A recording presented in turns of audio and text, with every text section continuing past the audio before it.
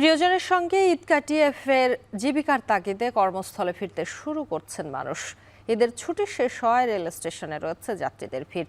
এ বিষয়ে জানাতে এই মুহূর্তে খুলনা রেলওয়ে স্টেশন থেকে যুক্ত হচ্ছেন সহকর্মী তরিকুল ইসলাম। তরিকুল, যাত্রীদের ভিড় কেমন দেখছেন স্টেশনে, সেই সঙ্গে জানাবেন ভোগান্তির কোনো অভিযোগ পেয়েছেন কিনা। শম্পা, নির্বিঘ্নে ঈদ করতে এবং প্রিয়জনের সাথে একান্ত কিছু সময় কাটাতে কিন্তু সাধারণ মানুষ ছুটে এসেছে তাদের যে প্রিয় জায়গা বা জন্মভূমি, এই প্রিয়জনদের সাথে ঈদ করতে তারা এসেছিল এবং দীর্ঘ ছুটি শেষে তারা ফিরে যাচ্ছে কর্মস্থলে। এবং সকাল থেকে আমরা যেটি দেখেছি যে ভোর থেকেই এখান থেকে ট্রেন ছাড়া শুরু করেছিল।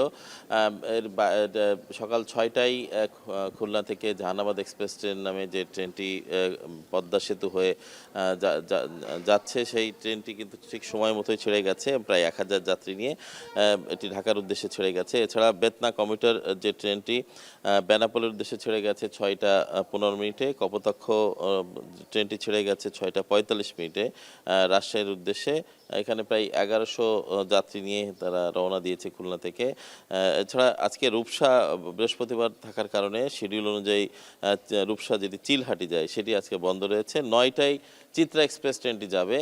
এই মুহূর্তে আসলে যাত্রীদের ভিড় বলতে অনলাইনে টিকিট কাটার কারণে কিন্তু টিকিট কাউন্টারে যাত্রীদের তেমন একটা ভিড় আমরা দেখতে পাইনি। শুধুমাত্র ট্রেন শিডিউল অনুযায়ী যে ট্রেনগুলো ছেড়ে গেছে সেই সময়ের আগেই যাত্রীরা এসে ট্রেনে উঠছে এবং ট্রেন ছেড়ে যাচ্ছে। তো আমরা ঈদযাত্রা এবার কিন্তু নির্বিঘ্নে হয়েছে। এছাড়া অনলাইনে টিকিট থাকার কারণে কোনো টিকিট নিয়ে কালোবাজারি বা অন্য কোনো অভিযোগ আমরা যাত্রীদের কাছ থেকে আমরা পাইনি। তো যাত্রীরা কিন্তু তারা সন্তুষ্টি প্রকাশ করেছেন যে অনলাইনে টিকিট কেটে তারা ঘরে বসেই অ্যাপসের মাধ্যমে তারা টিকিটগুলো পাচ্ছেন এবং নির্ধারিত মূল্যেই তারা এই টিকিটগুলো সংগ্রহ করতে পারছেন। এছাড়া শিডিউল যে বিপর্যয়ের আগে আমরা দেখেছি যে বিভিন্ন সময় ঈদের সময় বিশেষ করে ট্রেনের যে শিডিউল বিপর্যয় ছিল, সেই বিপর্যয়টাই কিন্তু এখন এই বছর দেখা যায়নি বলে আমরা এখানকার সূত্রে জানতে পেরেছি।